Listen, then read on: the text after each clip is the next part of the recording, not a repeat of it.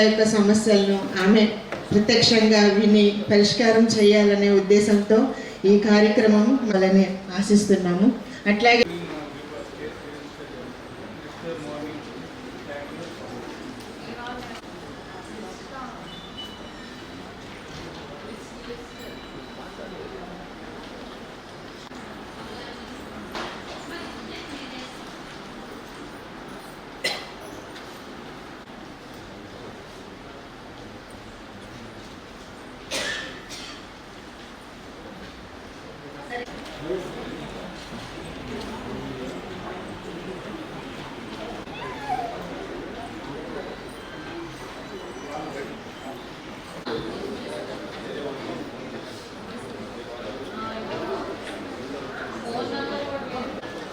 అహల్య ఎం అహల్య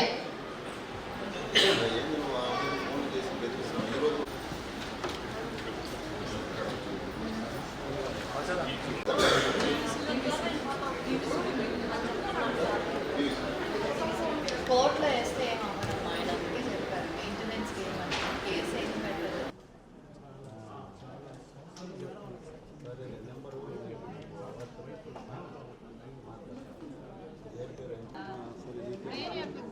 బయట మీరు కాదు మేము విడిగా చేపిస్తాం.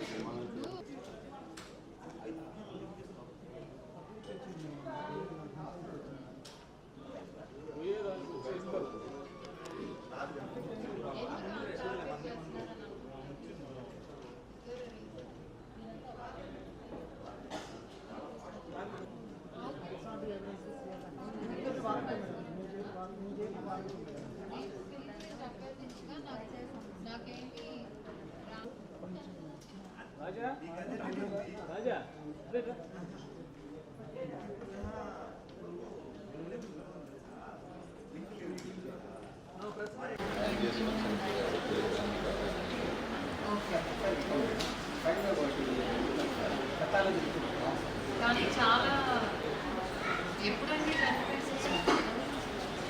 ఎన్ని రోజులకు వస్తుంది రిపోర్ట్? చాలా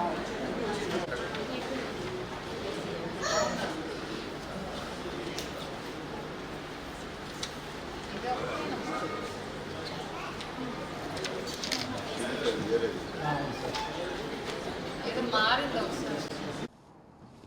అంతర్జాతీయ మహిళా దినోత్సవం పురస్కరించుకొని సో మహిళా జన్సున్నాయి అంటే చాలామంది కూడా మహిళలు ఇబ్బందులు ఉండేవాళ్ళు ప్రతి ఒక్కరు కూడా మంగళగిరి రాలేరు కాబట్టి మనమే వాళ్ళ దగ్గరికి వెళ్ళే ప్రోగ్రాం అనేది నేషనల్ కమిషన్ విమెన్ కమిషన్ తరఫున సో దాదాపు ఇండియా మొత్తం మీద ప్రతి స్టేట్లో కూడా అన్ని జిల్లాలు కవర్ అయ్యేటట్టు ఈ 8వ తారీఖు నుంచి 13వ తారీఖు దేశంలో అన్ని రాష్ట్రాలు జిల్లాలు కవర్ చేయాలనే ఆలోచనతో ఈ ప్రోగ్రాం పెట్టడం జరిగింది. సో మేము ఈ రోజు నుంచి మొదలుపెట్టాము. ఫస్ట్గా నెల్లూరు, రేపు గుంటూరు, తర్వాత విజయవాడ, దెన్ రాజమండ్రి, ఆ తర్వాత లాస్ట్ వైజాగ్తో దాదాపు ఒక 15 డిస్ట్రిక్ట్స్ కవర్ చేస్తున్నాం ఈసారి. సో దీంట్లో ఏంటంటే ఈరోజు మా దగ్గరికి వచ్చిన పిటిషన్స్ ఏదైతే ఆఫీస్కి వచ్చినాయో వాటికి ఇంకా యాక్షన్ టేకన్ రిపోర్ట్ కానివ్వండి, లేకపోతే ఇంకా మా సమస్య తీరలేదంటే వాళ్ళకు కూడా స్పెసిఫిక్గా పిలిపిస్తాం మా దగ్గర ఉన్న పిటిషన్స్. అలాగే కొత్తగా వాకిన్స్, ఎందుకంటే చాలామందికి కూడా అంత దూరం రావాలంటే మళ్ళీ ఆ రవాణా ఖర్చులు పెట్టుకొని అవన్నీ కూడా ఇబ్బందిగా ఉంటాయి కాబట్టి సో మేమే ప్రతి జిల్లాకు వచ్చి కూడా ఈ కంప్లైంట్స్ అనేది తీసుకోవటం జరిగింది. సో ఈరోజు జెడ్పీ ఆఫీస్లో మార్నింగ్ 11 నుంచి అవుతుంది. ఇప్పటి వరకు కొన్ని అయినాయి, ఇంకా కొంతమంది పిటిషనర్స్ ఉన్నారు.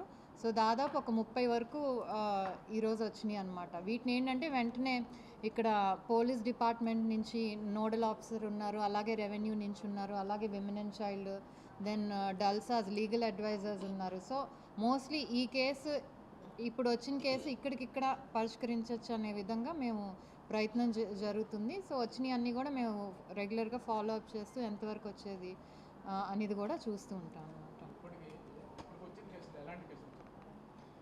అంటే ఎక్కువ వచ్చి గృహహింస అండి, మోస్ట్లీ ఎక్కువ వచ్చిన ఇవి గృహహింస.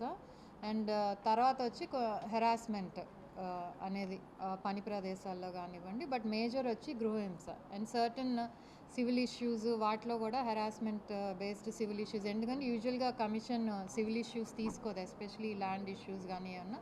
కానీ హెరాస్మెంట్ బేస్డ్ ఏదైతే సివిల్ ఇష్యూస్ ఉన్నా, లేకపోతే సీనియర్ సిటిజన్స్కి సంబంధించిన ఏమైనా ఉన్నా కూడా మేము తీసుకుంటాం. అలాగే హెరాస్మెంట్ ఏమైనా కేసు వచ్చినా కూడా వర్క్ ప్లేసెస్లో ఇంతకుముందు ఏంటంటే మేము ఇన్స్టిట్యూట్కి, అంటే ఈ కాలేజ్ నుంచి వస్తే ఆ కాలేజ్కే పంపిస్తాము. సో ఇప్పుడు అలా చేయకుండా మేమేం చేస్తున్నామంటే పీడీస్కి పంపించి ఫస్ట్ అక్కడికి వాళ్ళని వెళ్ళి అసలు ICC internal complaint committee form అయిందా లేదా అని చూడమంటున్నాం. ఎందుకంటే కొన్నిసార్లు డైరెక్ట్గా ఇన్స్టిట్యూట్కి పంపిస్తున్నప్పుడు వాళ్ళు మా ఫామ్ అయిందని చెప్పేస్తున్నారు కాబట్టి ఎప్పుడు ఫామ్ చేశారనేది మాకు తెలియట్లేదు. మేము పంపించాక ఫామ్ చేయొచ్చు. సో అది జరగకుండా ఉండటానికి కొంచెం ఏంటంటే అకౌంటబిలిటీ అనేది క్రియేట్ చేయడానికి కూడా మేము ఇన్ పర్సన్ అలా పంపించి కనుక్కొని చెప్తున్నా ఐసీసీ ఉందా, ఒకవేళ ఉంటే ఫస్ట్ ఆ కంప్లైంట్ వాళ్ళ దగ్గరికి వస్తే అది మీరు చూసారా లేదా, చూడపోతే ఎందుకు చూడలేదు, ఒకవేళ చూస్తే రిపోర్ట్ ఏంటి, ఎందుకంటే మీ దగ్గరికి వచ్చినప్పుడు మళ్ళీ మా దగ్గరికి రావాల్సిన అవసరం లేదు, మీరు సరిగ్గా చేయలేదా, ఇవన్నీ కూడా మేము ఇన్ పర్సన్ పంపించి వెరిఫై చేపిస్తున్నాము.